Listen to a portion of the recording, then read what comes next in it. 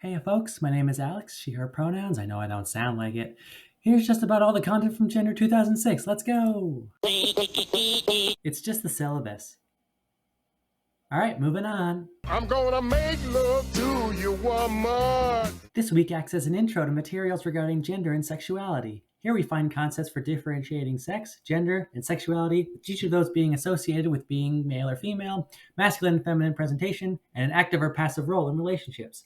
These aspects only took binary genders and monosexuality into account for the most part. We get into the fun non-binary stuff later.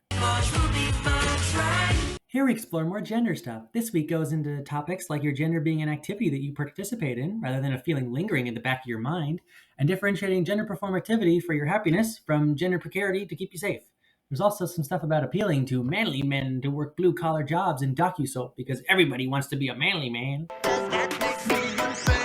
Heterosexuality! Woo! Everyone loves being straight because that's what's normal in our society. Well, not exactly, but that belief is called heteronormativity. We learned about that. We also investigated if being hetero is easier than being queer. Spoiler alert, heteros have more privilege, but queers are generally happier. Take that, heteros! We also learned about performative bisexuality by women for straight men, because what's hotter than one woman? Two women! And bisexuality is fine if it's for a man, right? French white straight men. You can't spell hegemony without men, and in a system of hegemony, men find themselves all the way at the top. Well, more accurate is a thin, cis-het, white, able-bodied man, and the more of those things you tweak, the further down you go. But even if you can't benefit from hegemony, you can pretend you do if you hide some of your non-hegemonic traits. Who cares if you're gay if nobody knows? Well, they can't if they don't know because they don't know. You get the idea. T-R-A-N-N-Y. Trans people can have lots of problems in society, not only from asshole bigots, but also from supposed allies who just don't know how trans people work exactly. So how do we work? Well, we aren't that complicated. Maybe a little. But what should you do to learn how trans people work so you can accept them in society? Do you find your nearest trans person and get them to give you their life story? No, you silly goose. Go read a book or do a Google or something. Educate yourself. Don't put that on us. Can't touch this. Whoops, we skipped week 7. Don't worry about that. Now we get to go beyond binary stuff. Let's look at the asexuals, the fine group of people who prefer garlic bread over the mattress tango. We get to learn about the differences between romantic and sexual attraction and how some people don't want to have one or both of those. We also get to learn about intersex people and how the sissies want to binaryify all of them to fit their idea of how sex and gender works. Indigenous people have always had their own culture and societal norms, including the existence of two-spirit people, and then along came all the colonists to fuck everything up. Now many indigenous people are living with imposed ideas of monogamy and a gender binary that wasn't previously there, which is kind of terrible, because it erases the whole culture of people and their history of sex and gender.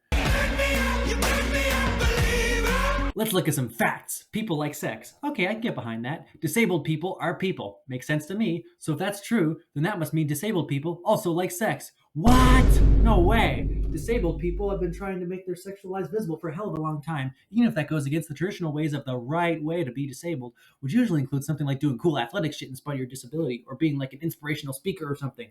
But God forbid you have sex and have able-bodied people know about it. Because I'm fat, fat, fat. Why do we judge people so much about their bodies? It seems to be a recurring theme here. Fat people have long been the subject of judgment for their bodies, even though there's no such thing as a single healthy body type.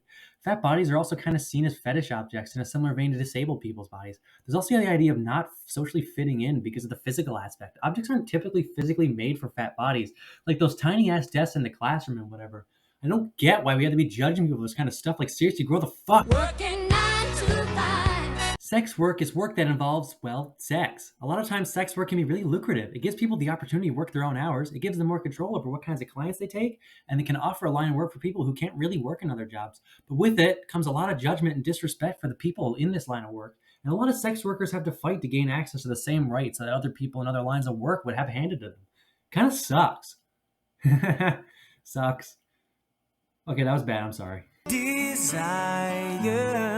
Desire is a big proponent for sexual activity. People usually want to be with someone they're physically attracted to. But desire can be weaponized as well, with the slim, white, able-bodied crowd making all the rules and highlighting groups outside the societal norm, such as fat bodies and disabled bodies, as undesirable.